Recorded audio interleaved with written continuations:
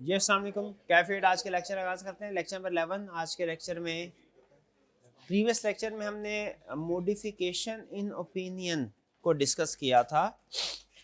दो चीज़ें उसमें हमने सीखी थी। पहली चीज़ ये कि किन सर्कमस्टांसिस में कौन सा टाइप ऑफ ओपिनियन एक्सप्रेस करना है, और फिर दूसरी चीज़ जो हर टाइप ऑफ ओपिनियन था उसकी ड्राफ्टिंग किस तरीके से होगी, हमने ये सीखा था।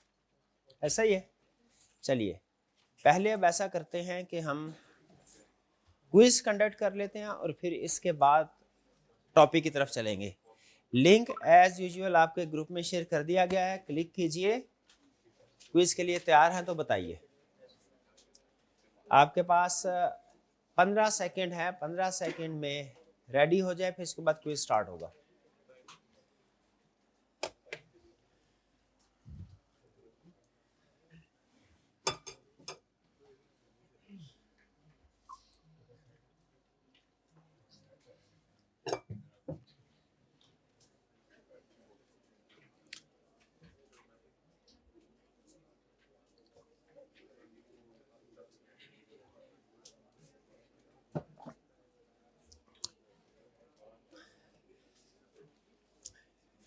जी स्टार्ट करते हैं।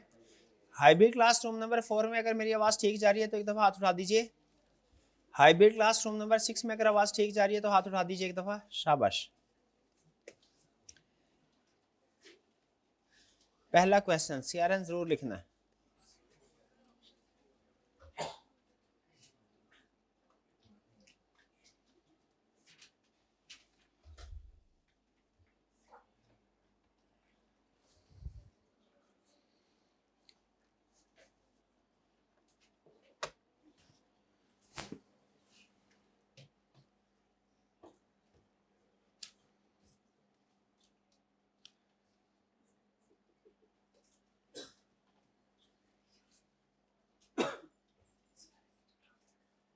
During the audit of Finara Limited, the auditor was denied access by management to confirm receivable due from major customer. Auditor attempted alternative procedure but could not obtain that. What issue does situation? क्या miss statement है, scope limitation है? Correct. आगे चलते हैं।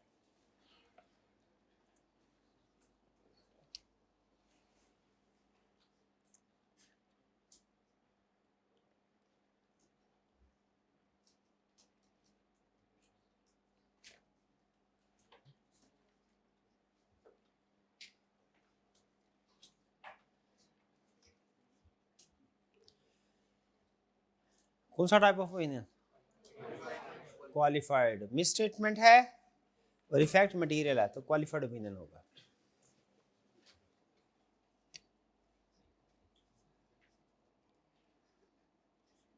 Correct.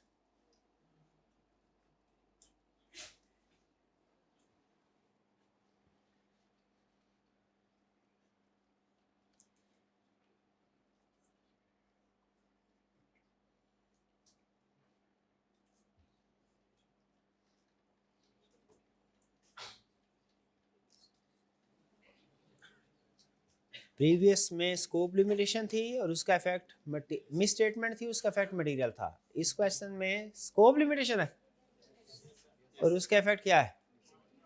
Material. Opinion कौन सा होगा? Qualified opinion. Correct. Next. ये डिस्क्लेमर क्यों आ गया है? उसने क्वेश्चन में क्लियरली लिखा हुआ है material but confined to inventory. जो नॉट कन्फाइंड होता है वो परवेसिव होता है।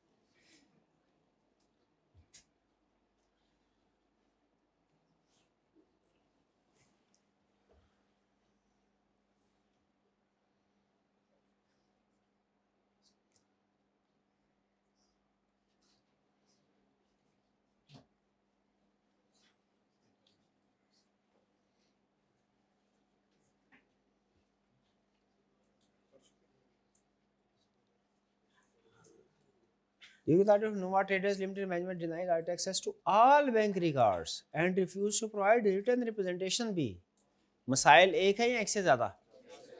ज्यादा है। तो नो अल्टरनेटिव स्कोप लिमिटेशन है, इफेक्ट मटेरियल हो गया इसके, परवेसिव हो गया। परवेसिव ठीक है, क्योंकि मल्टीपल रिटर्न रिप्रेजेंटेशन का भी मसला है और बैंकिंग रिकॉर्ड का भी प्रॉब्लम है, तो डिस्क्लेमर ऑफ ओपिनियन अप्रोप्रिएट होगा।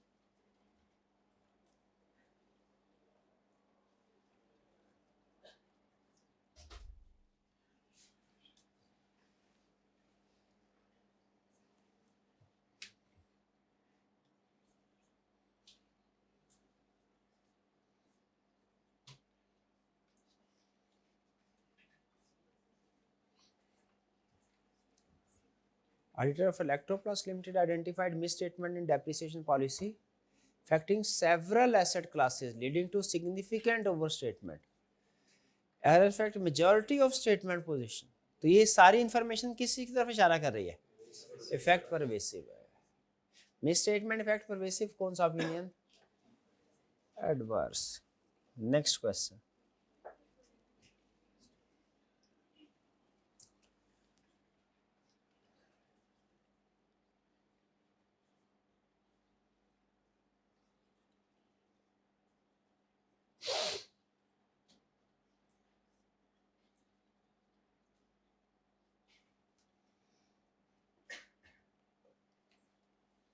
Noted that inventories were not reduced to NRV.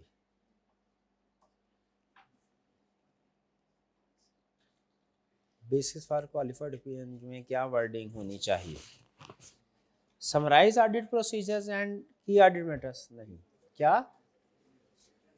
Nature and effect of misstatement.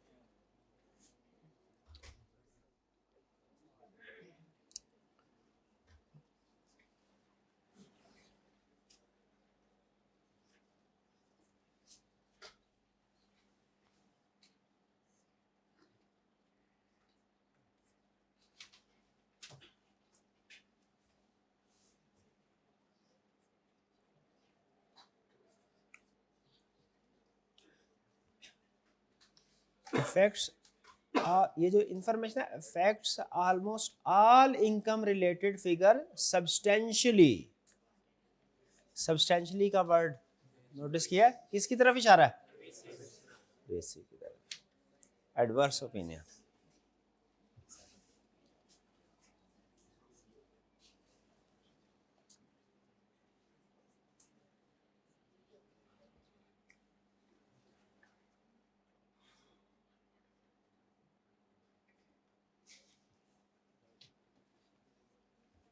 Lease agreement में एरर था. Detail impact insignificant. इनसिग्निफिकेंट का मतलब क्या? इमटेरियल. मिस स्टेटमेंट है लेकिन इमटेरियल इफेक्ट है, क्या करेंगे? अनमोडिफाइड. Correct concept. ठीक है आपके. एक एक लर्निंग ऑब्जेक्टिव करके तो ठीक है, इकट्ठा जब टेस्ट होगा तो फिर देखेंगे.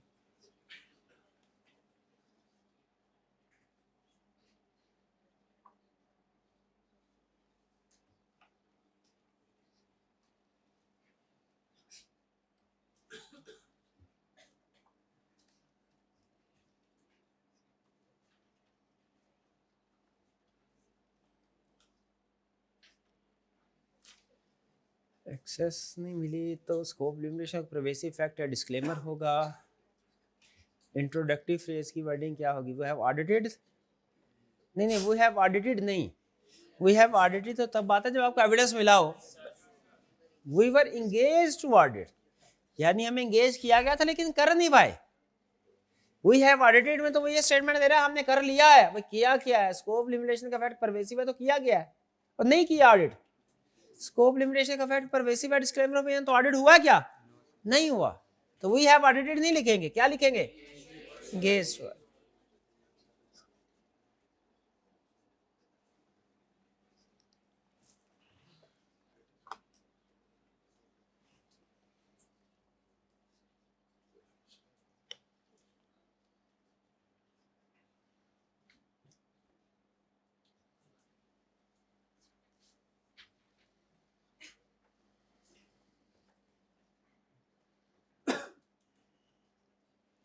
Disclaimer of opinion. Basis for disclaimer of opinion में क्या लिखना है? Describe limitation and reference to lack of evidence obtain नहीं कर सकते. ये ऑप्शन ही करेक्ट लग रही है. शाबाश. Next, second last question.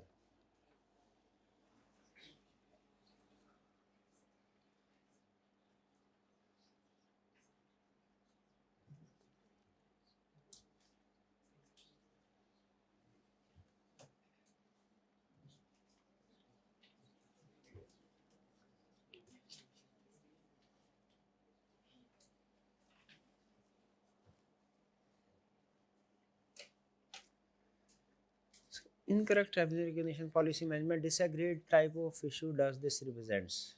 ये तो मिस स्टेटमेंट लग रही है। ठीक है, मिस स्टेटमेंट। लास्ट क्वेश्चन,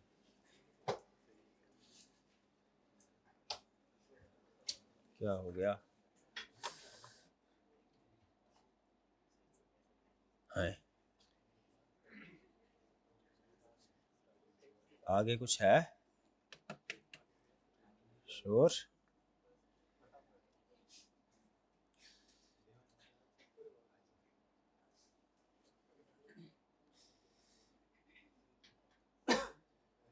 हाँ जी, है तो सही।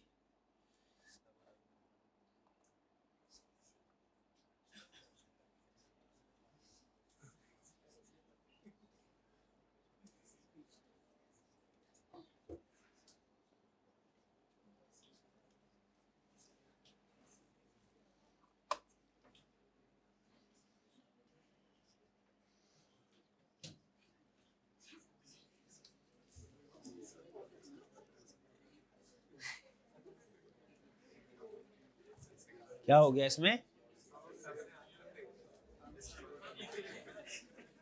डिस्क्लेमर कर दिया तो डिस्क्लेमर नहीं आना था। हाँ, काउंटिंग रिकॉर्ड आंसर आ रहा था ना? अगर नहीं नहीं, आंसर का डिस्प्ले हुआ था आंसर।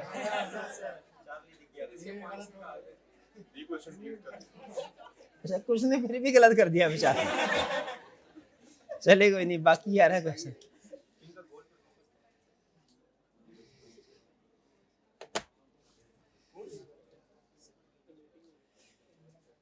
जी चलिए, फर्स्ट पोजीशन, शाबाश। फर्स्ट पोजीशन किन की है? फर्स्ट पोजीशन कहाँ पे? हाथ उठाइए जरा। फर्स्ट पोजीशन वाले भाई कौन है?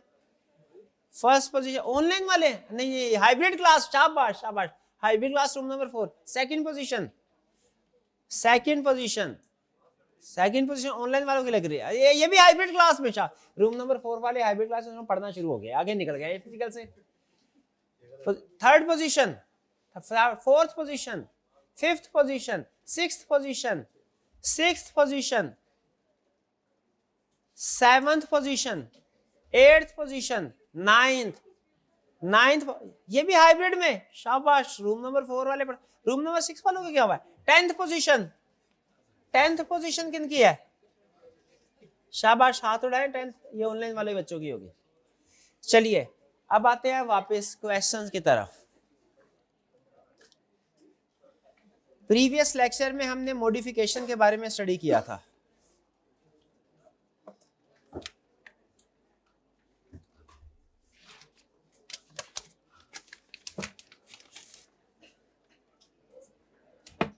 प्रीवियस लेक्चर में मॉडिफिकेशन के बारे में स्टडी किया था, तो उसमें कोई क्वेश्चन पूछना चाहते हो पूछ लीजिए।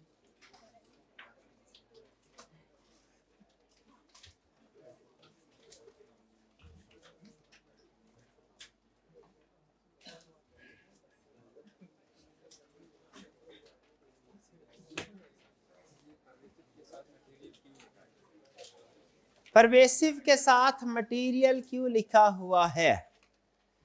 अब ये थोड़ी सी ना कुछ टेक्निकल डिस्कशन होगी हल्की सी आज। पहला क्वेश्चन, परवेसिव के साथ मटेरियल क्यों लिखा है?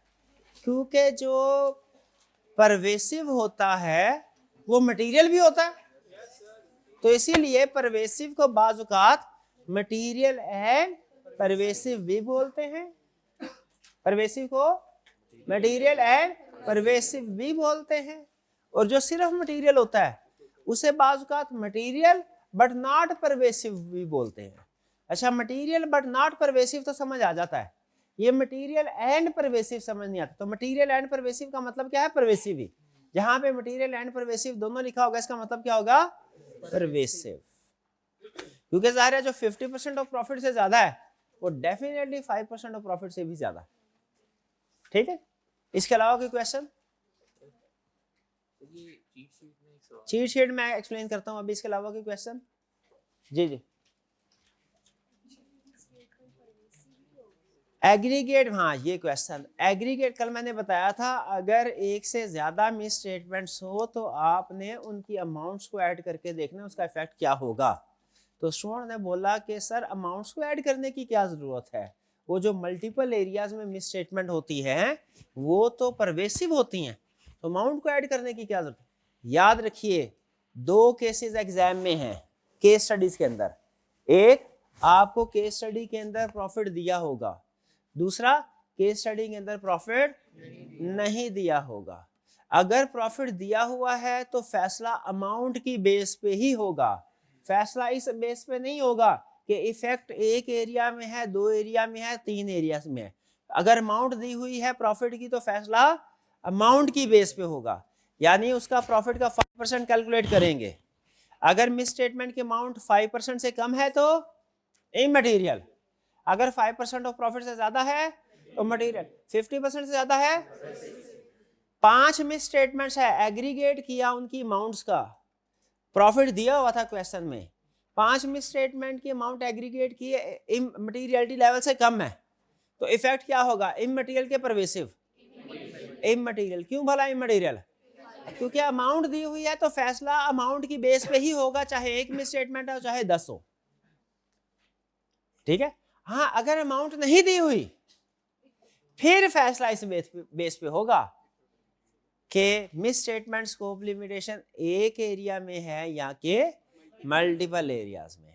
अगर मल्टीपल एरियाज में हो तो परवेसिव होगी, और अगर एक एरिया में हो तो मोस्ट लाइकली मटेरियल होगी, लेकिन एक एरिया वाली परवेसिव भी हो सकती है अगर वो अकेला एरिया बहुत सिग्निफिकेंट हो। ये सूल याद है?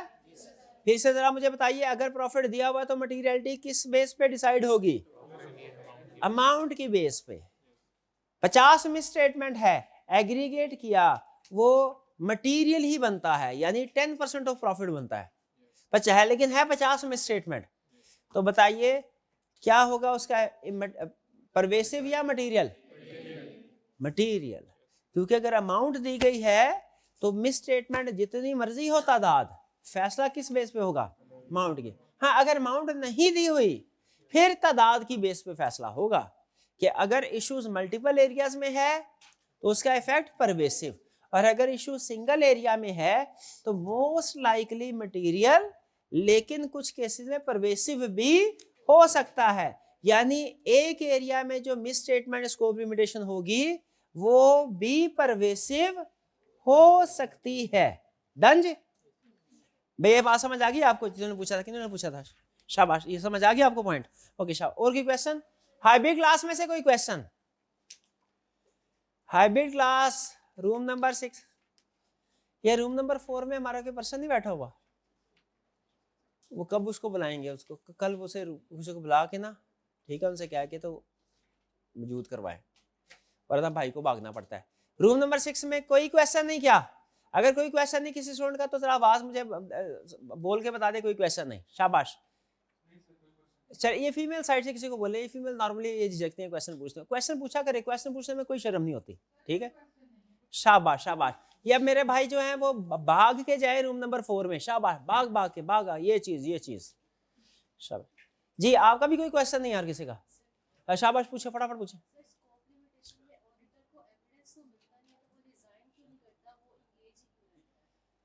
स्कोप लिमिटेशन में ऑडिटर को एविडेंस तो मिलता ही नहीं, तो वो रिजाइन क्यों नहीं कर देता? ये तो उसकी इंसल्ट होगी ना एक तरह से, ऑडिट करने के लिए उसे एविडेंस ही नहीं मिला तो वो क्वालिफाइड ओपिनियन की तरफ क्यों जाता? इसका आंसर ये है कि अगर स्कोप लिमिटेशन में ऑडिटर डिसाइड करता है, इसमें अगर ऑडिटर लगेगा ना मैनेजमेंट ने जानबूझ के स्कोप लिमिटेशन इंपोज की है, मैनेजमेंट को जानबूझ के तुक नहीं बनती थी। देखिए कुछ स्कोप लिमिटेशन होती है उनके कंट्रोल से बाहर है, आग लग गई, कंट्रोल से बाहर है स्कोप लिमिटेशन, ठीक है। तो अगर इस तरह की सिचुएशन में तो फिर तो ऑडिटर रिजाइन नहीं करेगा, रिजाइन को ऑडिट में कहते हैं विड्रॉ करना। लेकिन अगर जानबूझ के मैनेजमेंट ऑडिटर को इन्फॉर्मेशन नहीं प्रोवाइड, तो लॉ ने भी और ऑडिटिंग स्टैंडर्ड ने भी ऑडिटर को राइट दिया है, वो रिजाइन कर सकता है अगर मैनेजमेंट। मुफ्त के पैसे, अच्छा भैया पहले तो मुफ्त के पैसे नहीं होते ये, ठीक है, ये उसमें अच्छी खासी मेहनत की होती है। और उसके अलावा लोग कुछ ऐसे भी होते हैं जो मुफ्त के पैसे अगर हलाल की कैटेगरी में ना आते हो छोड़ देते हैं, दुनिया में ऐसे लोग भी हैं, ठीक है जी। और कोई क्वेश्चन जी? जी जी जी। डिस्क्लोजर का मिसिंग होना स्कोप लिमिटेशन में क्यों नहीं आता? देखे, अगर किसी चीज के बारे में आप कसम खा के कह सकते हैं ना कि ये गलत है, तो वो मिस स्टेटमेंट है। मिस स्टेटमेंट स्कोप लिमिटेशन का सिंपल डिफरेंस। कसम खा के कह सकते हैं ये गलत है, तो फिर इसका मतलब क्या है? मिस स्टेटमेंट है। मतलब महावरतन कह रहा हूँ, सचमुच कसम नहीं खानी होती महावरतन, एक स्टैंडर्ड बना ले। और अगर किसी चीज के बारे में आप कसम खा के नहीं कह सकते कि ये मिस स्टेटमेंट है, यानी हो सकता है हो सकता है ना हो, तो फिर समझ लीजिए वो स्कोप लिमिटेशन है, ठीक है। स्कोप तो आपने एग्जांपल कौन सी दी थी? हाँ, डिस्क्लोजर अगर मिसिंग है, क्या आप श्योर होके कह सकते हैं कि ये मिस स्टेटमेंट है? ओ अल्लाह के बंदे, डिस्क्लोजर का मिस होना मिस स्टेटमेंट होती है। डिस्क्लोजर कंप्लीट ना चीज आपने इंक्लूड ही नहीं की, वो मिस स्टेटमेंट है। ये मिस स्टेटमेंट की एग्जांपल्स नहीं पड़ी थी, वो मिस स्टेटमेंट है, तो वो मिस स्टेटमेंट होती है। स्कोप लिमिटेशन होता है एविडेंस ऑफ चीज मौजूद है लेकिन आप उसको साबित नहीं कर पा रहे सही है कि गलत, ये है स्कोप लिमिटेशन। स्कोप लिमिटेशन क्या है? साबित नहीं कर पा सकते। एक स्टूडेंट ने टेस्ट दिया, फेल हो गया, मिस स्टेटमेंट है। एक स्टूडेंट ने टेस्ट ही नहीं दिया, क्या मैं बता सकता हूं उसके बारे में कि ये फेल होगा? ये क्या है? Scope limitation. वेरीफाई ना कर पाना किसी चीज को कि वो सही है कि गलत, ये क्या है? Scope limitation. वेरीफाई कर देना कि गलत है, किसी चीज को वेरीफाई कर देना कि वो गलत है, ये क्या है? और किसी चीज को वेरीफाई ना कर पाना स्कोप लिमिटेशन। और कोई क्वेश्चन? कोई क्वेश्चन नहीं? चलिए आइए जरा प्रीवियस क्वेश्चन में, आज का लेक्चर थोड़ा सा इजी है कंपैरेटिवली, थोड़ा सा शॉर्ट भी है। तो हम क्या करने लगे हैं, हम जो एग्जाम की चीट शीट्स है इनको थोड़ा डिटेल में स्टडी करने लगे हैं। चीट शीट पता है ना आपको, ये क्या कंसेप्ट होता है इसका? ये जिन की जान तोते में, क्या है ये? तोते में। हाँ जी।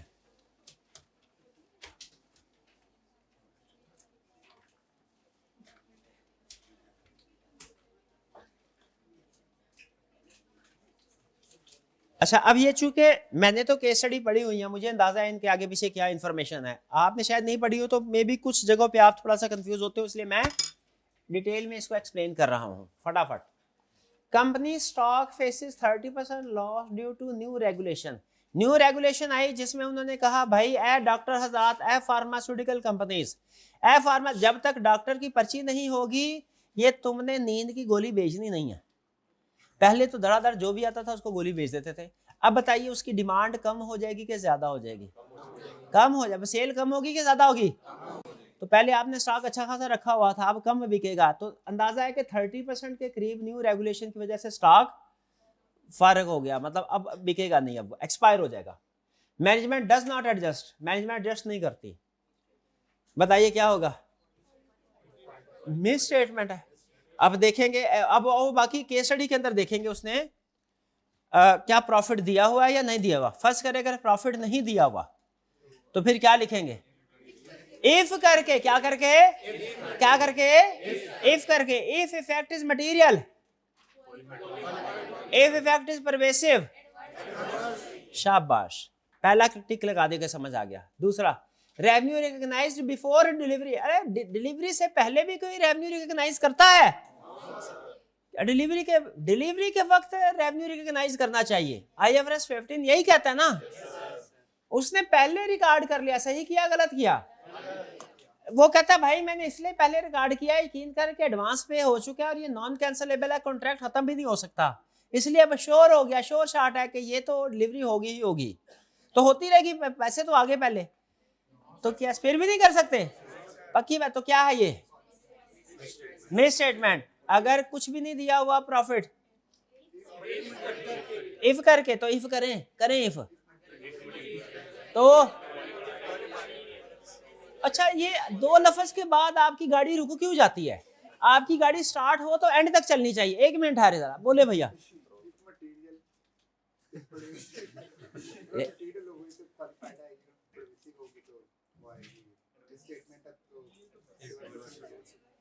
हाँ हाँ, तो एडवर्स ओपिनियन इफ करके दोनों दोनों पॉसिबिलिटीज डिस्कस करनी है। Next, company capitalize research cost audit impact. तो ठीक ही है ना, रिसर्च कास्ट कैपिटलाइज कर सकते हैं? नहीं कर सकते।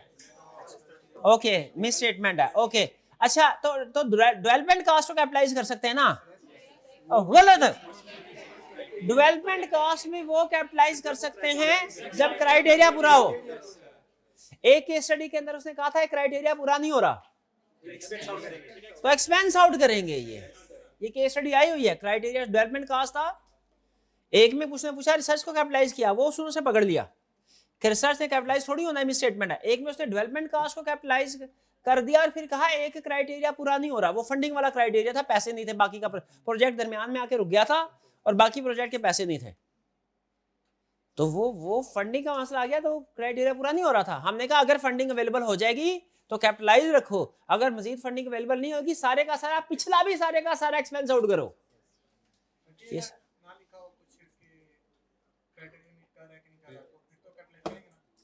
हाँ, वो फिर डिपेंड करता है क्वेश्चन की इन्फॉर्मेशन के ऊपर, वो जब क्वेश्चन पूरा आएगा फिर उसका डिस्कस करेंगे। फिलहाल मेन कंसेप्ट समझ आ गया। रिसर्च सारी की सारी क्या होगी?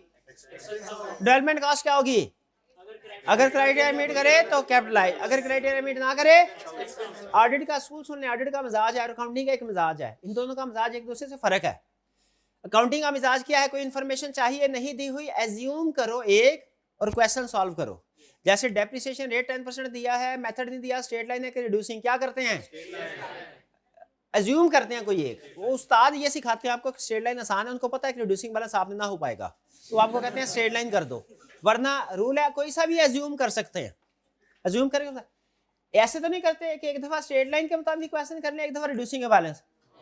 लेकिन ऑडिट का ये मिजाज है, आपको अगर कोई इंफॉर्मेशन चाहिए उसने क्वेश्चन में नहीं दी हुई, आपने कोई एक चीज एज्यूम नहीं करनी, आपने ऑल पॉसिबिलिटीज को डिस्कस करना है। ऑडिट का असूल है, सुन लिख लें, ऑडिट का मिजाज लिखें। ऑडिट का मिजाज, अगर कोई इंफॉर्मेशन नहीं दी हुई तो ऑल पॉसिबिलिटीज डिस्कस करनी है। अगर कोई इंफॉर्मेशन नहीं दी हुई, या थोड़ा सा मैं स्पेसिफाई कर देता हूं, तो चलें ऑल पॉसिबिलिटीज डिस्कस कर लें। नॉर्मली 2 होती हैं, यानी ऑल पॉसिबिलिटी 2 से बड़ा क्वेश्चन सेट ही नहीं करता, एक आधी जगह के अलावा। क्या लिखा? अगर कोई इंफॉर्मेशन मिसिंग है क्वेश्चन में तो ऑल पॉसिबिलिटी अज्यूम करनी है। फॉर एग्जाम्पल, आगे मिसाल भी लिख ले, explain with the help of example होता था ना आपका। हाँ, मटीरियलिटी, अगर क्वेश्चन के अंदर उसने प्रॉफिट नहीं दिया हुआ, मटीरियलिटी नहीं दी हुई, तो आप क्या करेंगे? क्या एज्यूम करेंगे मटीरियल है उसके मुताबिक सॉल्व करेंगे, या एज्यूम करेंगे परवेसिव है उसके मुताबिक सॉल्व करेंगे, या इफ मटीरियल इफ परवेसिव करेंगे। भाई ये बात समझ आती है? आगे चलें फटाफट। Auditor unable to attend inventory count at one warehouse ₹150 million. Total inventory 600 million की थी, जो कि 5 वेयर हाउसेज में पड़ी थी। एक बाकियों को चेक कर लिया, एक वेयर हाउस को चेक नहीं कर सका, और उस वेयर हाउस में 150 मिलियन की इन्वेंट्री पड़ी थी जिसको चेक नहीं कर सका।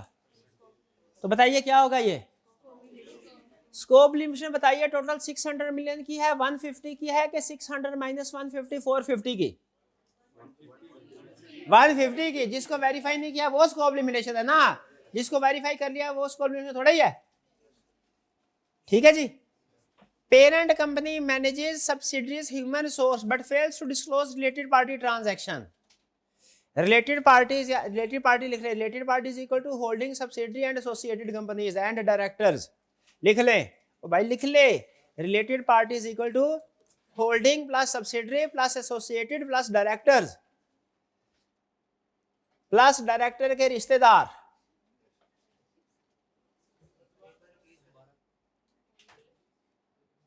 Related party is equal to holding plus subsidiary plus associated plus director के रिश्तेदार। ये सारे रिलेटेड पार्टीज होते हैं। रिलेटेड पार्टी के साथ जो भी लेना देना हो वो डिस्क्लोज करना होता है ट्रांसपेरेंसी के लिए। किसके लिए? पेरेंट कंपनी ने कोई ट्रांजैक्शन किया है लेकिन डिस्क्लोज नहीं किया, क्या होगा? Miss statement. आगे, इफ मटेरियल, अगर अमाउंट्स वगैरह दी हुई है तो अमाउंट्स के मुताबिक फैसला होगा, वरना इफ करके होगा। डन जी। चले next. Management refuses written representation of responsibilities, audit impact, scope limitation है। अच्छा, रिटन रिप्रेजेंटेशन, बहन जी थोड़ा सा आगे हो जाइए जरा, थोड़ा सा, शाबाश, जज़ाकल्लाह जज़ाकल्लाह। रिटन रिप्रेजेंटेशन अगर कोई भी नहीं थी अबाउट रिस्पांसिबिलिटीज का मतलब होता है ओवरऑल रिस्पांसिबिलिटी, सारी फाइनेंशियल स्टेटमेंट से। ओवरऑल रिस्पांसिबिलिटी मैनेजमेंट की क्या होती है? कोई एक एरिया बनाना है कि सारी फाइनेंशियल स्टेटमेंट? तो रिप्रेजेंटेशन ऑफ रिस्पांसिबिलिटीज का मतलब है ओवरऑल रिप्रेजेंटेशन, क्योंकि मैनेजमेंट की रिस्पांसिबिलिटी भी होती है टू प्रिपेयर सारी फाइनेंशियल स्टेटमेंट। तो इसका इंपैक्ट क्या होगा? अगर ये रिस्पांसिबिलिटी का लफ्ज ना लिखा होता तो फिर हम सोचते कि पता नहीं इफेक्ट मटेरियल होगा कि परवेसिव होगा। जब उसने कह दिया कि कौन सी रिप्रेजेंटेशन नहीं दी, रिस्पांसिबिलिटीज वाली, तो उसका मतलब किसी भी रिस्पांसिबिलिटी की नहीं दी। Inventory overstated by 750 versus NRV rupees 500।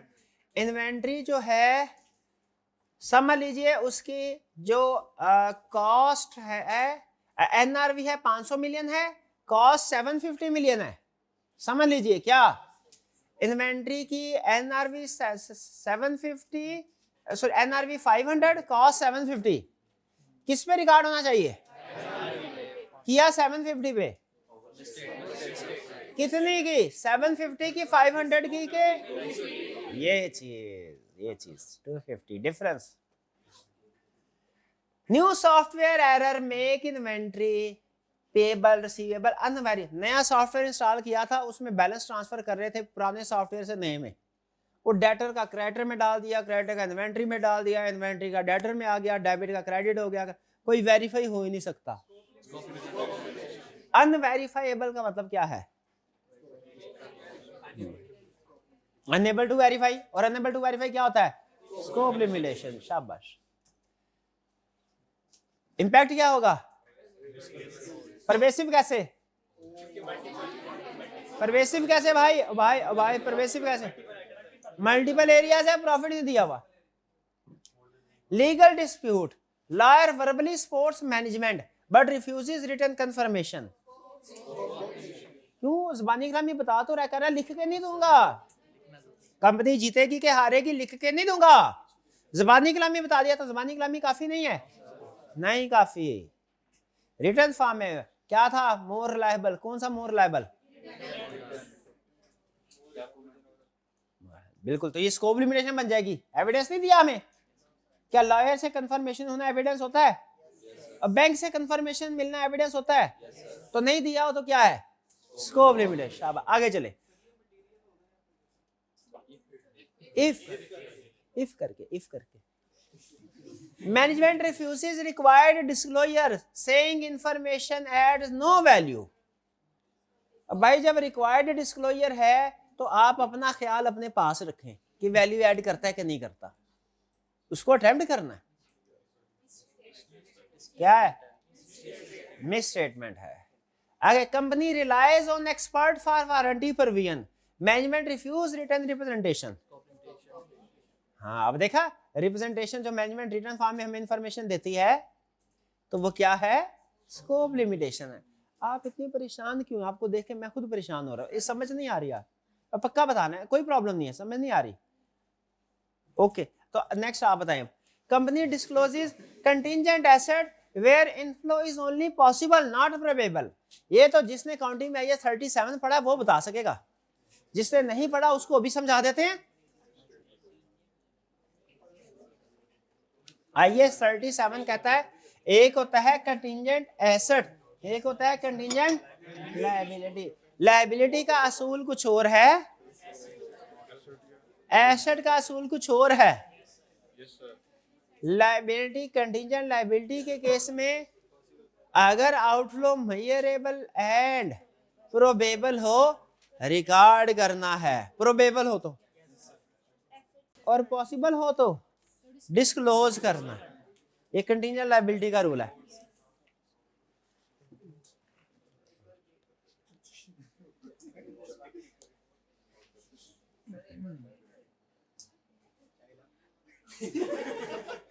तो भाई फीस उसी को दे देनी थी, कॉलेज को क्यों दिया फीस? ये तुझे पढ़ा रहा है इतनी।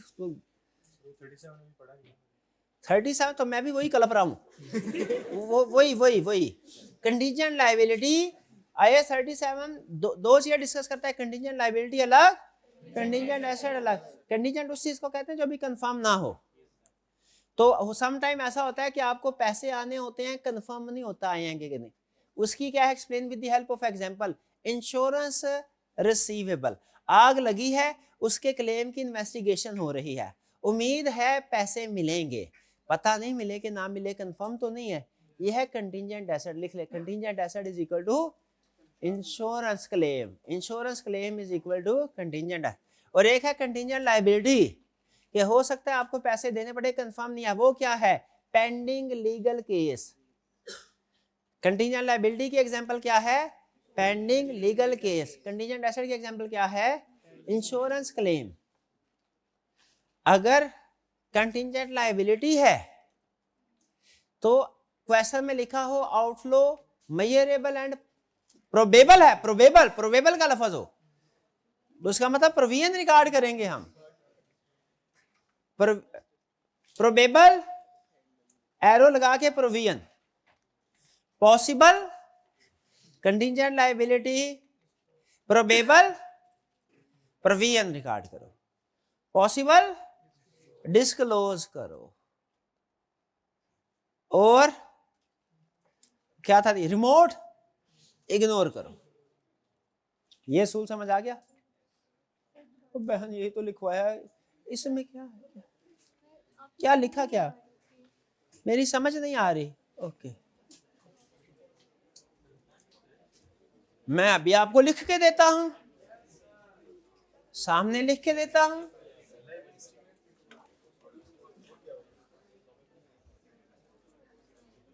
ये देखिए रूल लिखे ऊपर, कंटीजेंट लायबिलिटी, क्या लिखे,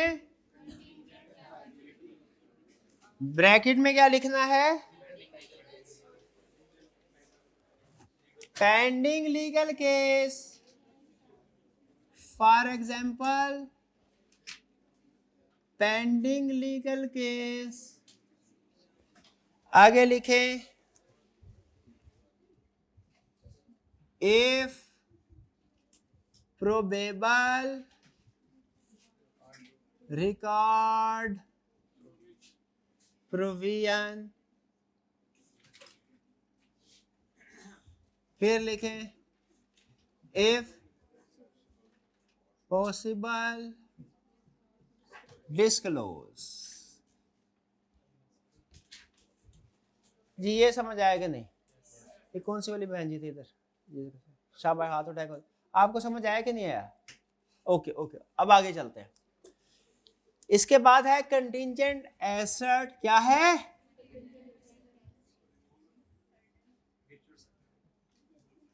कंटीजेंट एसेट। इसकी एग्जांपल क्या है, इंश्योरेंस क्लेम।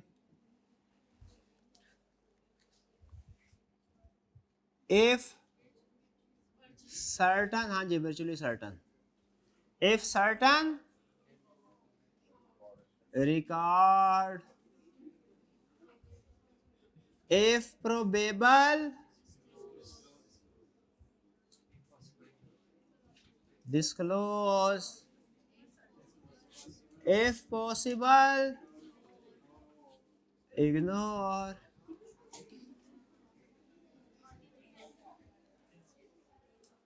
भाई हो गया ये? अब एक दफा फिर से कोई स्टूडेंट कहते हैं सर आपकी राइटिंग की समझ नहीं आ रही है, चलिए कुछ तो समझ आया, ये समझ आया कि नहीं आया? शुक्र शुक्र। किधर थे हम? Company discloses contingent asset where inflow is only possible. जब कंटिंजेंट एसेट है और इनफ्लो पॉसिबल है, कंटिंजेंट एसेट है, इनफ्लो पॉसिबल है, तो क्या करना है? उसने क्या किया? सही किया गलत किया? मिस स्टेटमेंट है। क्या हुआ?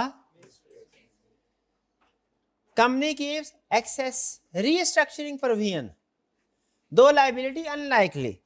लीगल केस चल रहा था, प्रोविजन रिकॉर्ड की थी 30 मिलियन की कि अमाउंट पे करनी पड़ सकती है। वो उस वक्त ये था कि हम हार जाएंगे केस, यानी प्रोबेबल था। केस ने अचानक पलटा खाया, हम जीत गए। मैनेजमेंट ने कहा कोई बात नहीं, प्रोविजन पड़ी रहने दो, किसी और काम आ जाएगी। क्या रिवर्स करना चाहिए? हाँ, रिवर्स करना चाहिए। ठीक है, जहां जरूरत है वहां प्रोविजन रिकॉर्ड करें, नहीं करेंगे तो मिस स्टेटमेंट है।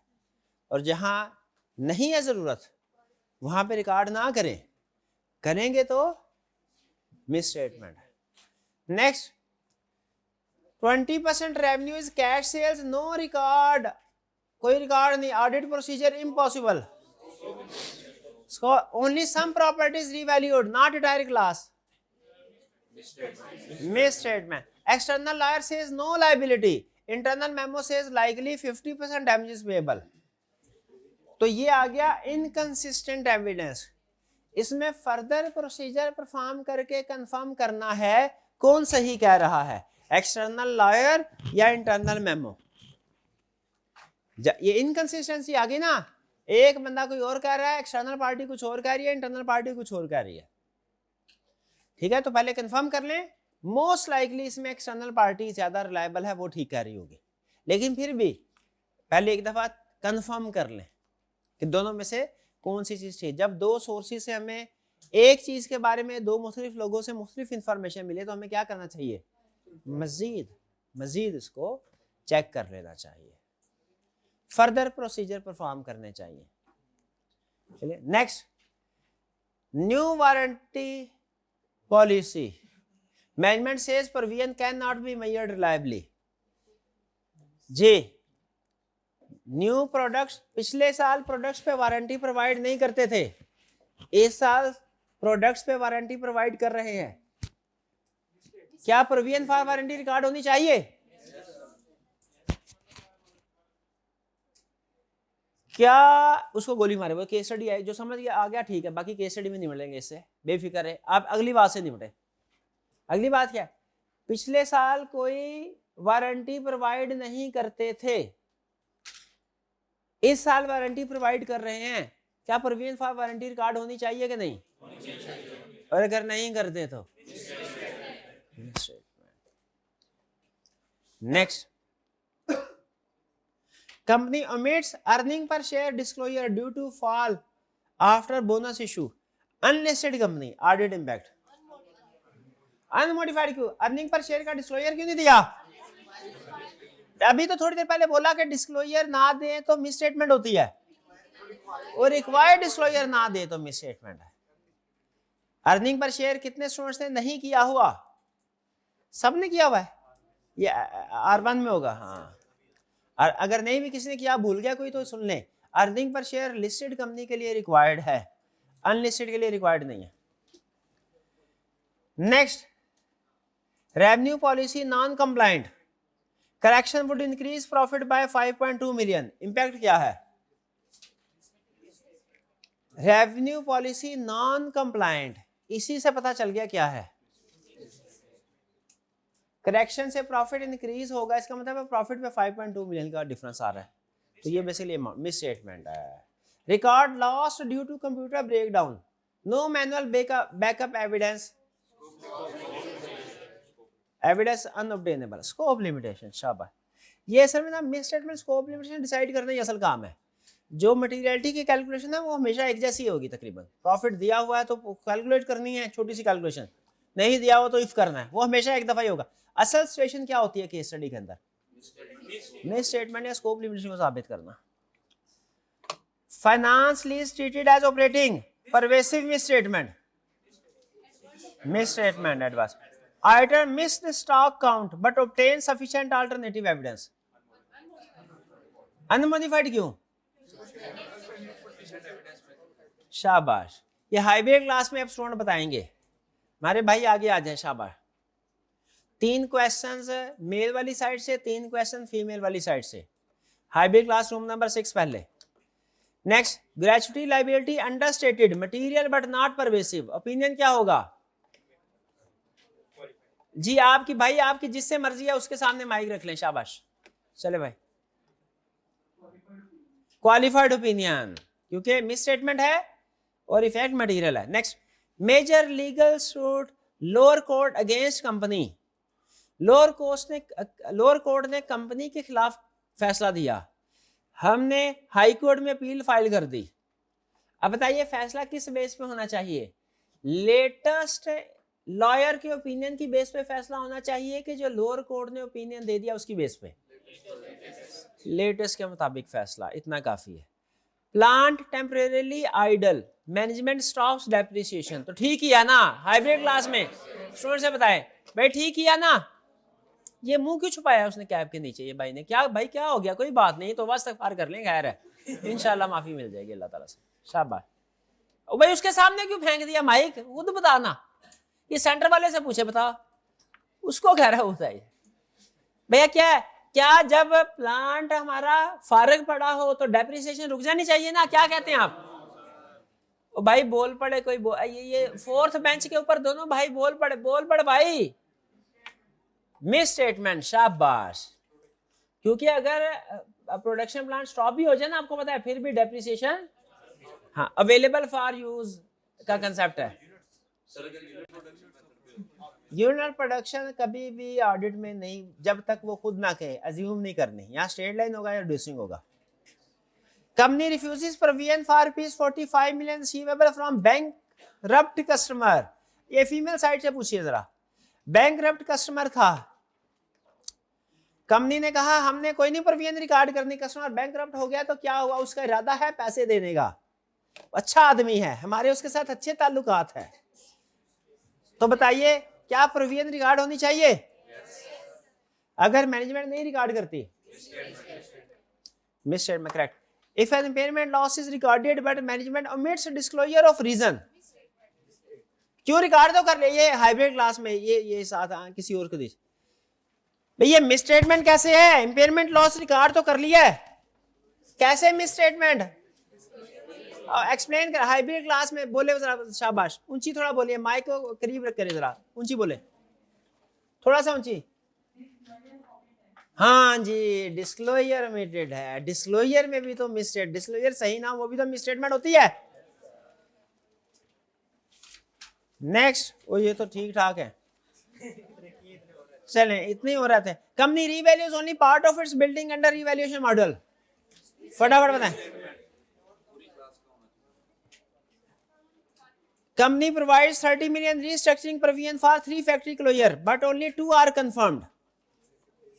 भैया जिनका कंफर्म हो गया उसी की प्रोविजन रिकॉर्ड होनी चाहिए कि सबकी? हाँ जी, इरादा 3 फैक्ट्रीज बंद करने का है, कंफर्म 2 फैक्ट्री की है, तीसरी फैक्ट्री की प्रोविजन रिकॉर्ड होनी चाहिए कि नहीं? शाबाश। नहीं, ये कहीं पढ़ा अकाउंटिंग में आपने?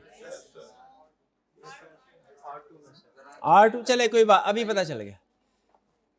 Plant damaged by fire reducing capacity by 30%, impairment not recorded.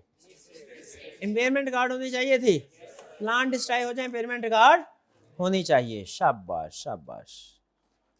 चलिए आज मेरे ख्याल इधर फुल स्टॉप लगा ले, इतना काफी है। किसी स्टूडेंट को अभी तक जितनी भी चीट शीट में कोई समझ ना आई हो तो पूछ ले। स्टैंडर्ड ये जो 30 मिलियन वाला है, 37 ही होगा, प्रोविजन सारी 37 में है। हाँ, रूल सुन ले, जब हम सुन ले थोड़ा, मैं इसको तफसील से बता देता हूँ, ये आखिरी पॉइंट। अगर कभी आपने कोई फैक्ट्री बंद करनी हो तो जिस दिन फैसला कर लिया ना आपने, उस दिन आपने 2 काम करने हैं। जिस दिन फैसला कर लिया कि फैक्ट्री बंद करनी है, ये वाली भैया सरगोदा वाली फैक्ट्री बंद करनी है, 2 काम करने हैं।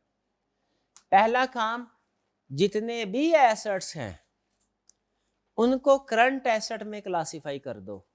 जितने भी उस फैक्ट्री में फिक्स एसेट्स थे, जितना भी प्लांट एंड मशीनरी थी, क्या करो करंट में। क्यों करंट में? तो ये फैक्ट्री तो बंद हो रही है तो उनको बेचना है। बेचना है तो इसका मतलब है वो करंट एसेट हो गए, 2-4 महीने 6 महीने में बिक जाएंगे।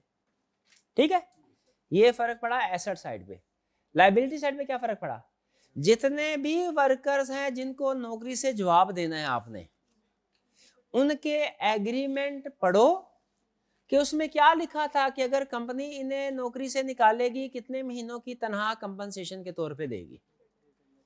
वो 3 महीने हो या 6 महीने, जितना भी लिखा हो, उतनी प्रोविजन रिकॉर्ड करनी है, रीस्ट्रक्चरिंग प्रोविजन। तो जब भी कोई फैक्ट्री बंद करनी है, 2 काम क्या करने हैं, एक एसेट साइड पे करना है, एक लायबिलिटी साइड पे। एसेट साइड पे क्या करना है? सारे एसेट को क्या करना है? करंट में क्लासिफाई, बेचना है। लायबिलिटी साइड पे क्या फर्क पड़ेगा?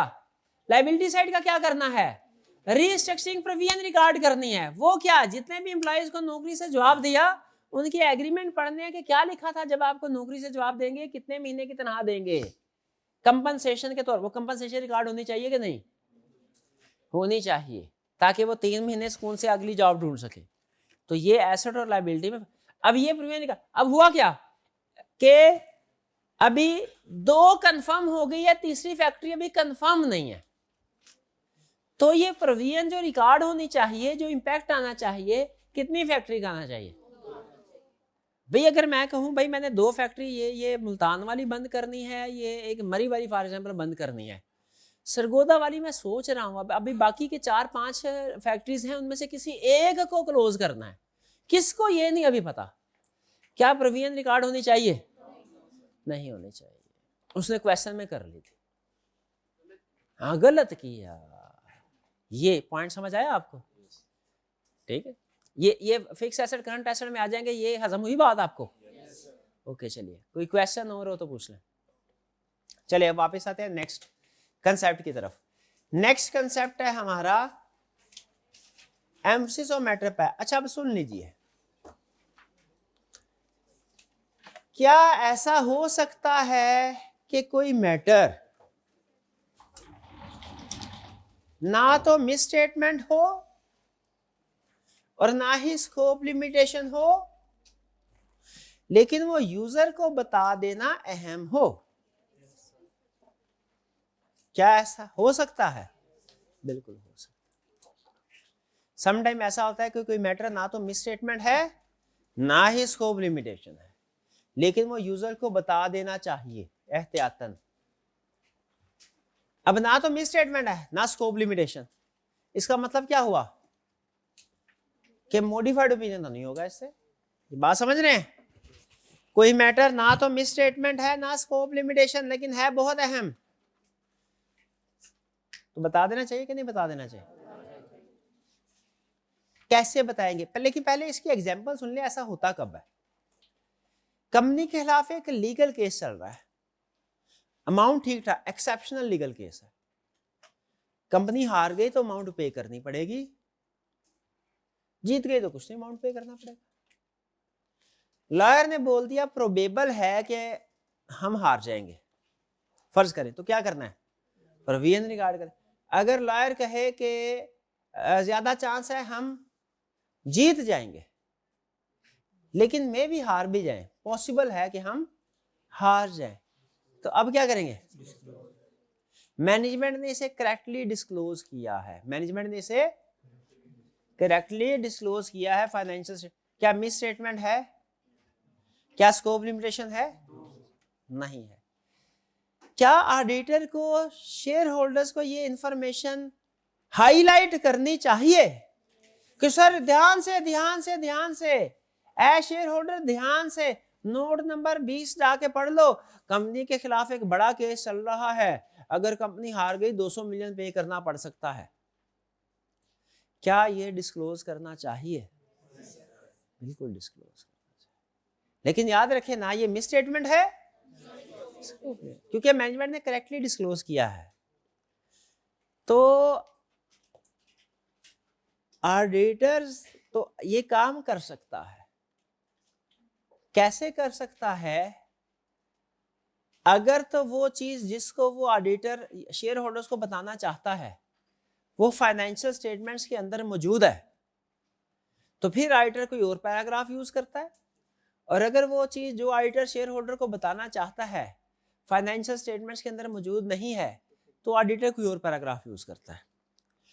आज हम एज्यूम कर रहे हैं कि ऑडिटर जो चीज शेयर होल्डर्स को बताना चाहता है वो फाइनेंशियल स्टेटमेंट में मौजूद है। जैसे इसकी एग्जांपल क्या है? Legal case. तो ऑडिटर कैसे बताएगा? ऑडिटर एक पैराग्राफ ऐड करेगा जिसे कहते हैं एम्फसिस ऑफ मैटर पैराग्राफ। क्या कहते हैं? अच्छा मुझे बताइए, अगर आईकैप की बुक में सिलेबस में कोई कंसेप्ट है जो इस बुक में है ही नहीं, तो क्या ये गलती है कि नहीं है? है। अच्छा, अगर आईकैप की बुक के सारे कंसेप्ट हमारी वाली बुक में हैं, लेकिन मैंने कोई कंसेप्ट आपको गलत पढ़ा दिया, क्या ये मिस स्टेटमेंट गलती है? ये भी है। अच्छा आगे चलें। फर्ज करें कि आईकैप की बुक के सारे कंसेप्ट बुक में मौजूद हैं, मैंने पढ़ाई भी सही, लेकिन मैंने आपको ये नहीं बताया कि कौन सा chapter exam point of view से ज्यादा अहम है। पढ़ा सारा दिया, बताया नहीं। क्या आप लोगों के सब्जेक्ट अंडरस्टैंडिंग के लिए ये बताना जरूरी था? नहीं, आप समझ लिया, लेकिन क्या बताना चाहिए कि कौन सा चैप्टर है? बिल्कुल। तो इसको कहते हैं हम एम्फसाइज करना। याद रखें, एम्फसाइज हमेशा उस चीज को करते हैं जो मौजूद हो। जो चीज मौजूद नहीं है उसको एम्फसाइज नहीं कर सकते। मैं ये नहीं कह सकता गौर से देख लीजिए चैप्टर 27 बहुत ही अहम है ही नहीं। हाँ, मैं ये कह सकता हूं गौर से देख लीजिए चैप्टर 2 बहुत अहम है, वो है। तो क्या जिस तरह टीचर को बुक में बहुत से चैप्टर्स हैं जो मोस्ट इंपोर्टेंट जो लगे टीचर को के शेयर होल्डर्स के लिए अहम है, ऑडिटर के पॉइंट ऑफ व्यू से नहीं। शेयर होल्डर, मैं अगर आपको बता दूं ये चैप्टर अहम है तो मैं आपके लिए बता रहा हूं, अपने लिए थोड़ी बता रहा हूं। मेरे लिए तो शायद आसान हो। तो जो ऑडिटर को लगे चीज फाइनेंशियल स्टेटमेंट में मौजूद है और सही है, लेकिन यूजर को खास तौर पे हाईलाइट कर देनी चाहिए, तो ऑडिटर ऐसा कर सकता है। क्या आपको ऑडिटर की ये पावर पसंद आई है जो दी गई है? क्या पावर है? अगर कोई चीज फाइनेंशियल स्टेटमेंट में मौजूद है और शेयर होल्डर्स के लिए बहुत अहम है, इसे कहते हैं fundamental for users understanding of financial statement. क्या बोलते हैं? फंडा बोले, क्या बोलते हैं? Fundamental for user understanding. बोले भाई, fundamental for user understanding of financial statement. तो ऑडिटर उसको हाईलाइट कर सकता है। अगर कोई भी matter fundamental to users understanding of financial statement है, ऑडिटर उसे हाईलाइट कर सकता है। अच्छा, कैसे हाईलाइट करेगा? क्या मॉडिफाइड ओपिनियन में जिक्र करेगा? नहीं नहीं नहीं नहीं नहीं, मॉडिफाइड ओपिनियन में तो मिस स्टेटमेंट स्कोप लिमिटेशन आती है। ये मिस स्टेटमेंट स्कोप लिमिटेशन तो है ही नहीं। सब फिर क्या की ऑडिट मैटर में मेंशन करेगा? नहीं नहीं नहीं, की ऑडिट मैटर में तो वो मैटर आते हैं जो ऑडिटर के लिए मोस्ट सिग्निफिकेंट होते हैं। ये तो शेयर होल्डर्स के लिए fundamental for user understanding of financial statement है।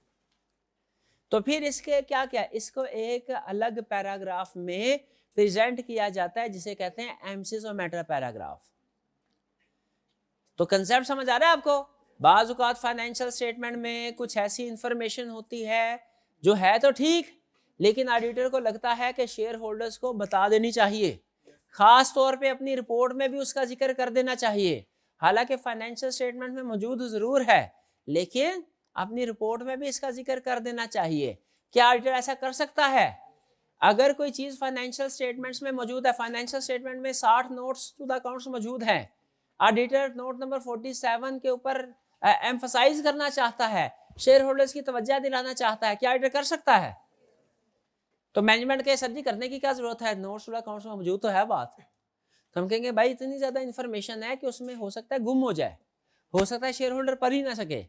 तो जो शेयर होल्डर, सारी फाइनेंशियल स्टेटमेंट में अगर कोई इंफॉर्मेशन शेयर होल्डर के लिए बहुत ही अहम है, हाईली इंपॉर्टेंट है, एक्सेप्शनल है, अहम है, फंडामेंटल फॉर अंडरस्टैंडिंग है, तो ऑडिटर उसे अपनी रिपोर्ट में भी रेफर करता है, अपनी रिपोर्ट में भी उसका जिक्र करता है। और इसके लिए कौन सा पैराग्राफ ऐड किया जाता है? एम्स ऑफ मैटर पे। तो आइए जरा देखते हैं वो क्या कहता है। कहता है एम्स ऑफ मैटर पैराग्राफ, किधर है डेफिनेशन, किधर emphasis of matter definition, okay ये okay okay okay. Emphasis of matter paragraph ऊपर डेफिनेशन लिखते ना, मैंने उधर अंडरलाइन भी किया था खास तौर पे, है ना। मेरा भाई ये ठीक है, ये एमसीज ऑफ मैटर पैराग्राफ है। क्या है? एमसीज ऑफ मैटर पैराग्राफ की डेफिनेशन के अहम पॉइंट्स क्या है, सुन लीजिए। MCs of matter paragraph audit report में इंक्लूड किया जाता है। कब कब? एमसीज ऑफ मैटर पैराग्राफ, बोले जरा एमसीज ऑफ मैटर पैराग्राफ, बोले दो तीन था, बोले MCs of matter paragraph, MCs of matter paragraph report में इंक्लूड किया। कब? जब ऑडिटर यूजर्स की अटेंशन ड्रॉ करना चाहता है, यूजर की तवज्जो दिलाना चाहता है ऑडिटर किस तरफ? टू ए मैटर, ऐसे मामले की तरफ which is disclosed in financial statement, जो फाइनेंशियल स्टेटमेंट में डिस्क्लोज्ड है। ऑडिटर यूजर को क्या बताना चाहता है? कोई मैटर ऐसा जो फाइनेंशियल स्टेटमेंट में डिस्क्लोज्ड है। तो भाई जो ऑलरेडी डिस्क्लोज्ड है उसको क्यों बताना चाह रहा है? वो तो पहले पता चल गया। अटेंशन ड्रॉ करने के लिए, उसको हाईलाइट करने के लिए, उसको एम्फसाइज करने के लिए कि भाई और कुछ पढ़ो ना पढ़ो इसको जरूर पढ़ लो, और कुछ पढ़ो ना पढ़ो इसको जरूर पढ़ लो। क्या शेयर होल्डर को सारी फाइनेंशियल स्टेटमेंट पढ़नी चाहिए? पढ़नी तो चाहिए।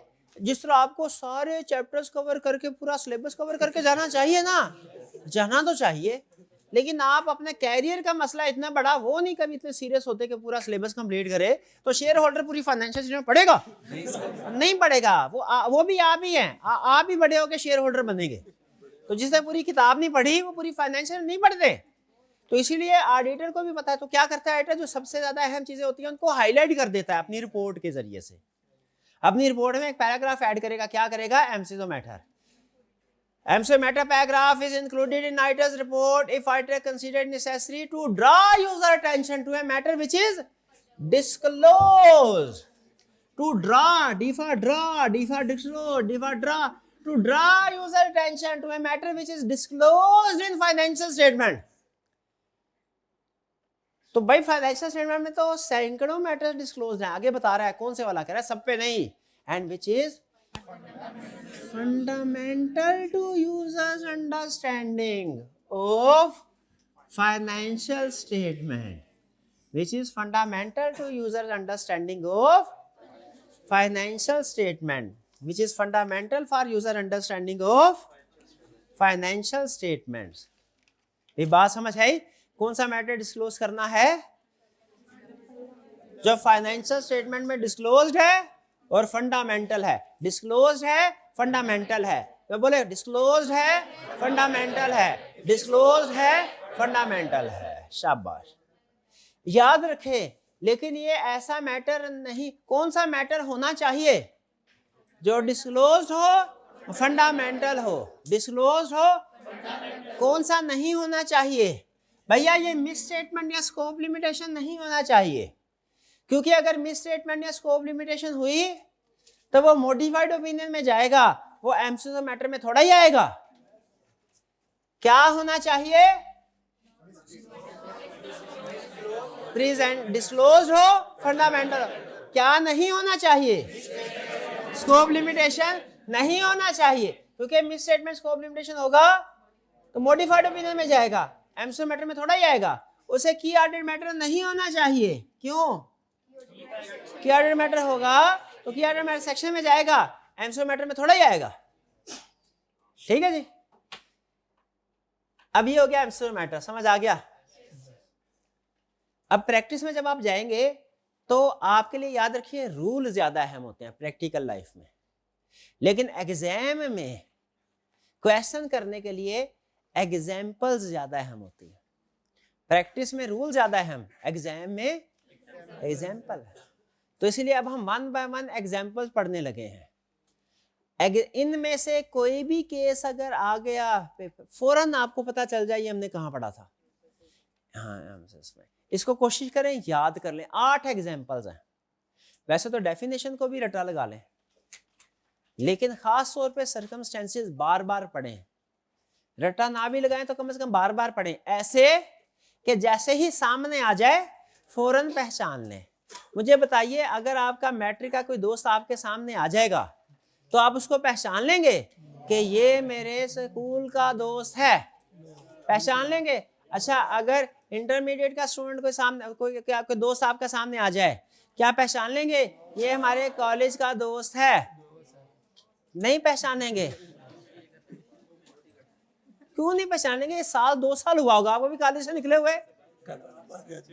ये गजनी वाली बीमारी है आपको, ये भूल जाते हैं 2 दिन बाद दोस्त। ये दोस्त से उधार लिया हुआ है कि उसको नहीं पहचानना, उधार लिया हुआ उससे। और घर के करीब जो बचपन का दोस्त है, my best friend, my best friend, वो अगर नजरों के सामने से गुजरेगा तो पहचान लेंगे। भाई को रोज घर में देखते हैं, भाई सामने से गुजरे पहचान लेंगे ये भाई है। और मिक्स तो नहीं करेंगे, मिक्स तो नहीं करेंगे, मिक्स नहीं करना, मिक्स नहीं करना। ये ना हो भाई घर में हो, आप कहें दोस्त मेरे घर में क्या कर रहे हो, ये तो नहीं करेंगे। और जो जिधर से बिलोंग करता है उधर पहचान लेते हैं आप, असल है। तो मुझे बताइए, ये जो हम एग्जाम्पल्स पढ़ रहे हैं, कभी मिस स्टेटमेंट की एग्जाम्पल, कभी स्कोप लिमिटेशन की एग्जाम्पल, कभी की ऑर्डर मैटर की एग्जाम्पल, कभी एमसीक्यू मैटर की एग्जाम्पल जो आज पढ़ेंगे, और फिर इसके बाद कभी अदर मैटर की एग्जाम्पल पढ़ेंगे, कभी गोइंग कंसर्न अनसर्टेनिटी की एग्जाम्पल पढ़ेंगे। तो इनको अलग अलग अलग अलग रख लेंगे। शाबाश शाबाश। कि 8-10 दोस्त इकट्ठे हो तो आपको पता नहीं चलता कौन भाई है तो कौन दोस्त है तो कौन कॉलेज का है तो कौन ऐसे है। ऐसे तो नहीं ना होता। क्यों नहीं होता? क्योंकि आपने बार बार उनको देखा होता है। बताना ये चाह रहा हूं, बताना ये बार बार देख, जिस चीज को बार बार देखते हैं ना उसके बारे में आप कॉन्फिडेंट होते हैं कि ये किधर से बिलोंग करती है। इसीलिए जितने भी एग्जाम्पल्स हैं वो आपने बार बार पढ़नी, याद करनी है। सुनिए, आपके लिए आज के लेक्चर में सबसे अहम कंसेप्ट, आज के लेक्चर में सब कुछ भूल जाए मसला नहीं है, मुझे ये एग्जाम्पल्स नहीं भूलने कि किन सिचुएशन में एमसीक्यू मैटर दिया जाएगा। पहली एग्जाम्पल सुने, जब मटेरियल अनसर्टेनिटी, जब कोई लिटिगेशन हो, क्या हो? लिटिगेशन किसे बोलते हैं? लीगल केस को बोलते हैं। जब कंपनी के खिलाफ कोई लीगल केस हो या कोई रेगुलेटरी एक्शन हो, गवर्नमेंट कोई भी एक्शन ले रही है, तो फिर क्या करना है? कंपनी के खिलाफ कोई लीगल एक्शन चल रहा है, क्या करना है? कंपनी के खिलाफ रेगुलेटरी एक्शन चल रहा है, गवर्नमेंट ने एक्शन लिया है, क्या करना है? रेगुलेटरी एक्शन गवर्नमेंट अथॉरिटीज लेती हैं और लीगल केस प्राइवेट पार्टीज आपके खिलाफ करती हैं। गवर्नमेंट अगर आपकी कंपनी के खिलाफ फ्रॉड की इन्वेस्टिगेशन करेगी ना, उसे रेगुलेटरी एक्शन बोलेंगे, लिटिगेशन नहीं बोलेंगे। लेकिन फर्क नहीं पड़ता, लिटिगेशन है या रेगुलेटरी एक्शन, दोनों सूरतों में क्या होगा? लेकिन शर्त है लिटिगेशन और रेगुलेटरी एक्शन आपने सही से डिस्क्लोज किए हो। अगर आपने इसे सही से डिस्क्लोज नहीं ना किया, फिर ये मिस स्टेटमेंट हो जाएगी, फिर वो क्वालिफाइड ओपिनियन में जाएगा, फिर इधर नहीं आएगा। समझे? पहली एग्जांपल समझ आ गई? सबसे ज्यादा ये एग्जांपल जो है ना, इन दी ऑर्डर ऑफ टेस्टिंग हमने कोशिश की है कि लगाएं। यानी इसका मतलब ये हुआ इन 8 एग्जांपल में से सबसे ज्यादा एग्जांपल कौन सी टेस्ट हुई है, वो आपने कर ली। दूसरी सब्सिक्वेंट इवेंट, ये एंड के बाद सब्सिक्वेंट इवेंट अकर हुआ। आपको याद है वो मैंने आर्थरडेंस की एग्जांपल दी थी, वो शिप डूब गई थी। शिप डूब गई, अगर शिप डूब गई और उस कंपनी ने कहा भैया हमने इसको डिस्क्लोज नहीं करना, तो auditor MCQ matter paragraph include करेगा या की ऑर्डर मैटर? और कुछ भी नहीं। और डिस्क्लोज नहीं किया तो ये मिस स्टेटमेंट है। और डिस्क्लोज, और ये रेंट के बाद कोई सिग्निफिकेंट इवेंट अगर हो जाए, कोई बड़ा वकूआ ये रेंट के बाद, उसे डिस्क्लोज करना होता है कि नहीं?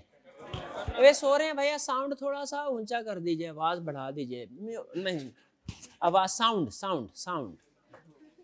तो मुझे ये बताइए, ये रेंट के बाद अगर कोई सिग्निफिकेंट इवेंट अकर हो, बड़ा वकूआ, जैसे जहाज तबाह हो गया, जैसे कश्तियां डूब गई, जैसे आग लग गई, जैसे जलजले आ गए, ये सारे क्या फाइनेंस, इस साल की फाइनेंस हुआ, अगले साल हुआ, इस साल की फाइनेंशियल स्टेटमेंट जो इशू करने जा रहे हैं उसमें उसका जिक्र होना चाहिए, होना चाहिए। सब्सिक्वेंट इवेंट, जो बड़े बड़े इवेंट हम बताने चाहिए। रिकॉर्ड नहीं करना। फिलहाल इतने ही कंसेप्ट समझे, वैसे तो ये एडजस्टिंग नॉन एडजस्टिंग कहानी अलग से खुल जाएगी। अगर डिस्क्लोज नहीं करते, सब्सिक्वेंट इवेंट का मतलब क्या होता है? जिस साल का वो सब्सिक्वेंट इवेंट, वो सिग्निफिकेंट का मतलब और होता है, सब्सिक्वेंट का मतलब है आफ्टर द ईयर, जिसका साल का हम ऑडिट कर रहे हैं उसके बाद के वकूए को कहते हैं सब्सिक्वेंट इवेंट। अगर कोई सब्सिक्वेंट इवेंट छोटा मोटा है तो खैर है, बड़ा इवेंट है तो उसको बताना चाहिए। मैनेजमेंट ने अगर उसे फाइनेंशियल स्टेटमेंट में डिस्क्लोज कर दिया तो ठीक, नहीं किया तो मिस स्टेटमेंट है तो मॉडिफाइड ओपिनियन, क्वालिफाइड या एडवर्स। और अगर डिस्क्लोज कर दिया तो फिर क्या करना है? Emphasis of matter. Subsequent event पे emphasis of matter, subsequent event पे फिर बताएं, फिर से बताएं, सब्सिक्वेंट इवेंट एम्फेसिस। तो एम्फेसिस ऑफ मैटर की दूसरी एग्जांपल क्या है? Subsequent event. अगर सब्सिक्वेंट इवेंट अगर हो गया है तो सही लिखा मैनेजमेंट ने डिस्क्लोज, तो क्या करेगा auditor? Emphasis of matter paragraph में बता देगा। ये हुई ना बात। दो केसेस हो गए, एक हुआ लिटिगेशन या रेगुलेटरी एक्शन, दूसरा कौन सा हुआ? सब्सिक्वेंट इवेंट कौन सा इवेंट होता है? जो हमारा जिस साल का ऑडिट कर रहे हैं उसके बाद अकर हो। तो जो उस साल के बाद अकर हुआ वो अगले साल नहीं आना चाहिए, अगले साल ही आएगा। लेकिन इस साल भी हम वार्निंग दे रहे हैं ना कि भाई ये वकूआ हो चुका है, इन्वेस्टमेंट सोच के करना। वकूआ हो चुका है, इन्वेस्टमेंट सोच के करना। बताना चाहिए कि नहीं? नेक्स्ट, फाइनेंशियल स्टेटमेंट री इशूड या रीस्टेटेड। मुझे बताइए, हमने 2025 का ऑडिट किया, फाइनेंशियल स्टेटमेंट इशू की 10 अप्रैल को। हमें एक महीने बाद पता चला ओए वो जो फाइनेंशियल स्टेटमेंट इशू की थी उसमें तो मिस स्टेटमेंट थी। हमें खामोश रहना चाहिए कि अपनी गलती मान के उसे ठीक करना चाहिए। क्या मैनेजमेंट को कहें फाइनेंशियल स्टेटमेंट री इशू करें? हम अपनी ऑडिट रिपोर्ट भी री इशू करेंगे। उस ऑडिट रिपोर्ट में री इशू करने की रीजन बताएंगे। किस पैराग्राफ में? लेकिन आपको इंतहाई टेक्निकल कंसेप्ट बताने जा रहा हूं। आप एक लफ्ज है री इशू, एक है रीस्टेटेड। अगर तो आपने ऑडिट रिपोर्ट इशू की और महीने बाद ही पता चल गया कि गलती क्या हुई है तो क्या होगा? और अगर ऑडिट रिपोर्ट इशू की और तकरीबन साल के बाद पता चला कि गलती है तो फिर ऑडिटिंग स्टैंडर्ड कहते हैं प्रैक्टिकल अप्रोच ये है कि पिछले साल की फाइनेंशियल स्टेटमेंट दोबारा इशू ना करो। अब तो अगली बारी आ गई है, बल्कि अब फिर क्या करो, इस साल की फाइनेंशियल स्टेटमेंट जो इशू होने जा रही है ना उनमें कंपैरेटिव को चेंज कर दो, यानी रीस्टेट। इसे क्या बोलते हैं? रीस्टेटेड। तो आपको क्या लगता है, री इशू करना बेहतर है कि रीस्टेट करना बेहतर? ये डिपेंड करता है टाइमिंग पे। फाइनेंशियल स्टेटमेंट इशू होने के थोड़ी अरसे के बाद हमें पता चल गया गड़बड़ थी तो क्या करना है? री इशू। और अगले साल पता चला तो री इशू और रीस्टेट में फर्क समझ आ गया? पक्का? अब सुने, इससे फर्क ही नहीं पड़ता अगर आपको दोनों एक जैसे लग रहे हैं तो। क्यों भला? क्योंकि दोनों में एम्फेसिस ऑफ मैटर ही आएगा। एग्जाम में री इशू को रीस्टेटमेंट समझ लें, रीस्टेटमेंट को री इशू समझ लें, फिर भी सेम है। वैसे फर्क पता होना चाहिए। री इशू का मतलब है फाइनेंशियल स्टेटमेंट दोबारा इशू करनी है, रीस्टेट का मतलब क्या है? कंपैरेटिव्स को चेंज करना। तो भैया कंपैरेटिव को चेंज करें, शेयर होल्डर को बताना चाहिए क्यों किए है? कहां बताएंगे? 3 रीजन होगी, बताए कौन कौन सी? पहली कौन सी थी? लिटिगेशन और रेगुलेटरी एक्शन। दूसरी कौन सी थी? Subsequent event. तीसरी कौन सी थी? री इशू और रीस्टेटमेंट। Fourth, major disaster. ये जो मेजर डिजास्टर है यानी आग लग गई, जलजला आ गया, और क्या क्या है डिजास्टर? सैलाब आ गया, तूफान आ गया, जंग हो गई, धमाके हो गए। अगर वही वकूआ साल के दौरान में हो जिसका हम ऑडिट कर रहे हैं तो उसे कहते हैं मेजर डिजास्टर, वो इस कैटेगरी में आएगा। और अगर वही वकूआ जिस साल का ऑडिट कर रहे हैं उसके बाद हो, इसका मतलब है वकूआ जब भी हुआ एमसीक्यू मैटर आ जाएगा।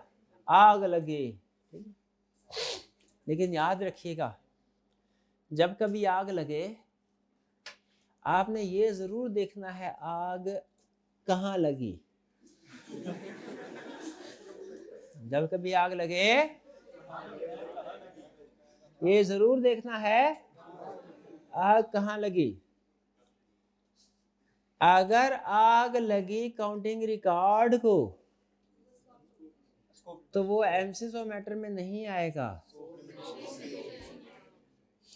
और अगर आग लगी एसेट्स को तो फिर वो एमसीक्यू मैटर में आएगा, स्कोप लिमिटेशन में नहीं होगा। समझे? तो क्या हुआ, तो लिख ले आग लगी तो क्या देखना है, कहाँ लगी, कहाँ लगी। आगे फिर लिखें कि कहाँ कहाँ लगती है आग।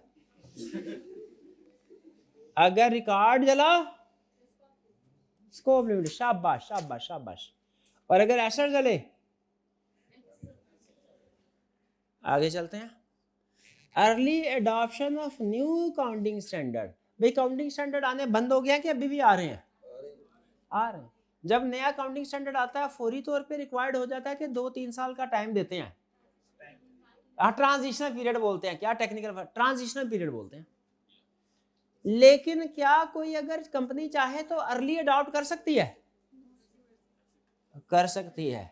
उधर लिखा होता है कि required in 2028 but early adoption is encouraged. ये मैंने खुद पढ़ा है, अर्ली अडॉप्शन इज इनकरेज्ड। अगर कोई नया काउंटिंग स्टैंडर्ड आ गया उसको कंपनी ने अर्ली अडॉप्ट कर लिया, बताइए क्या ये छोटी चीज है? बड़ी चीज है। ये बता देना चाहिए कि ठीक है ये क्या करना चाहिए। और याद रखे ये अकाउंटिंग स्टैंडर्ड है, काउंटिंग पॉलिसी नहीं है। काउंटिंग स्टैंडर्ड, अकाउंटिंग पॉलिसी होती तो की ऑडिट मैटर में ना जाती। हाँ, अकाउंटिंग पॉलिसी होती तो की ऑडिट मैटर में जाते। ये early application of new counting standard है। अर्ली एप्लीकेशन, अडॉप्शन, सुन ले ध्यान से। ये उसने चेंज करके कुछ और बनाना है, आपने कंफ्यूज हो जाना। तो कितनी एग्जांपल होगी एमसीक्यू मैटर की? कौन कौन सी?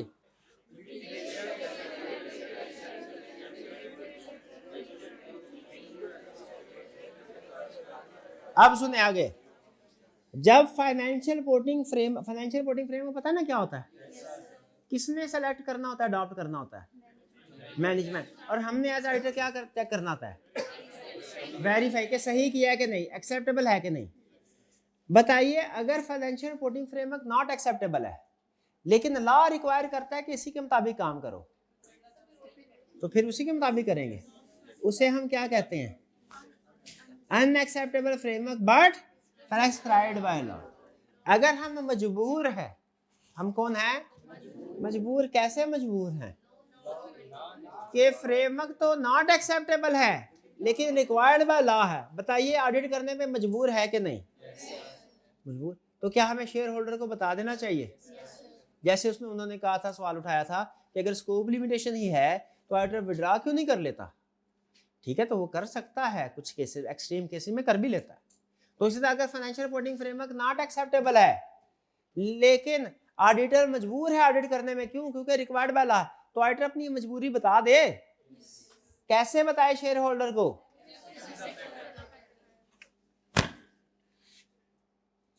अगर फाइनेंशियल रिपोर्टिंग फ्रेमवर्क अनएक्सेप्टेबल है तो ये केस आ गया। बाज़ औक़ात फाइनेंशियल रिपोर्टिंग फ्रेमवर्क एक्सेप्टेबल तो होता है लेकिन स्पेशल होता है। स्पेशल फ्रेमवर्क याद है? वो जो स्पेसिफिक यूजर के लिए बनाया जाता है। नहीं याद नहीं है? General purpose framework, special purpose framework, general purpose वो जो वाइड रेंज ऑफ यूजर्स के लिए बनाया जाए, स्पेशल पर्पस वो जो स्पेसिफिक यूजर के लिए बनाया जाए। जैसे IFRS जनरल पर्पस फ्रेमवर्क है, बहुत से इन्वेस्टर के लिए बनाया जाता है। A tax basis of accounting special purpose framework है, FBR के लिए बनाया। अच्छा नहीं, वो फेयर प्रेजेंटेशन और कंप्लायंस बताया हुआ है। Okay okay. तो बाज़ औक़ात कुछ फ्रेमवर्क होते हैं जनरल, कुछ होते हैं स्पेशल। स्पेशल जब फाइनेंशियल स्टेटमेंट किसी खास यूजर के लिए बनाई जाए ना, आम यूजर के लिए नहीं, खास, तो उसे कहते हैं स्पेशल फाइनेंशियल स्टेटमेंट। ठीक है, जब फ्रेमवर्क स्पेशल होगा, फाइनेंशियल स्टेटमेंट स्पेशल यूजर के लिए बनेगी, तो उस सूरत में क्या हमें बता देना चाहिए, भैया ये फ्रेमवर्क आम ना समझना, ये स्पेशल है, ये स्पेशल है। बताना चाहिए कि नहीं? बताना चाहिए कि ये फाइनेंशियल स्टेटमेंट आम नहीं है, ये फाइनेंशियल में कौन सी है? स्पेशल। ठीक है जी। तो कैसे बताएंगे? एम्फसिस ऑफ मैटर पैराग्राफ के जरिए। और जब going concern assumption not appropriate हो, क्या हो? तो उस वक्त भी ये असल में स्पेशल पर्पस फ्रेमवर्क की एग्जांपल है, going concern assumption not appropriate होना। इसे कहता है लिक्विडेशन बेसिस। जब कंपनी 12 महीनों के अंदर अंदर खत्म हो रही हो ना, तो फाइनेंशियल स्टेटमेंट फिर गोइंग कंसर्न बेसिस पे नहीं बनती। किस बेसिस पे बनती है? लिक्विडेशन। वो स्पेशल फ्रेमवर्क। कुछ बात समझ आई? अब सुनिए, आपने क्या करना है। आपको मैं लगभग 80% श्योर हूं कि 8 एग्जाम्पल हैं, आपको शुरू की 4 एग्जाम्पल समझ आई होंगी, बाद की एग्जाम्पल की कुछ समझ नहीं आई होगी। सारी आ गई ना, सिर्फ लास्ट की नहीं आई। स्पेशल पर्पस फ्रेमवर्क जब यूज होगा, एमसीक्यू मैटर पैराग्राफ आएगा। ये वो असूल बता रहा हूं जो सीफा में भी काम आएगा। क्या? स्पेशल पर्पस फ्रेमवर्क होगा, एमसीक्यू मैटर आएगा। स्पेशल पर्पस फ्रेमवर्क होगा, एमसीक्यू मैटर आएगा। स्पेशल पर्पस फ्रेमवर्क की एग्जांपल क्या है? लिक्विडेशन बेसिस, यानी नॉन गोइंग कंसर्न बेसिस। जब फाइनेंशियल स्टेटमेंट्स लिक्विडेशन बेसिस पे बनती हैं, इस बेस पे बनती है कि कंपनी अगले 2-4 महीनों में बंद हो जाएगी, इसे कहते हैं liquidation basis, non going concern basis. ये है स्पेशल पर्पस फ्रेमवर्क की एग्जांपल। फिर बताएं स्पेशल पर्पस फ्रेमवर्क का क्या चक्कर है? Specific user effect. रिपोर्ट में क्या इफेक्ट आएगा? एब्स्ट्रैक्ट मैटर पैराग्राफ आएगा। स्पेशल पर्पस फ्रेमवर्क की एग्जांपल क्या है? Liquidation basis. यानी लिक्विडेशन बेसिस का मतलब क्या कि कंपनी अगले 2-4 महीने के अंदर लिक्विडेट हो जाएगी। एग्जांपल समझ आई? आज के लेक्चर की सबसे अहम बात यही थी, टारगेट अचीव्ड। अभी हमने एमसीक्यू मैटर के बारे में पढ़ लिया है, डेफिनेशन पढ़ ली है, हमने सर्कमस्टेंसेस पढ़ लिया एमसीक्यू मैटर की। अगर आप कहे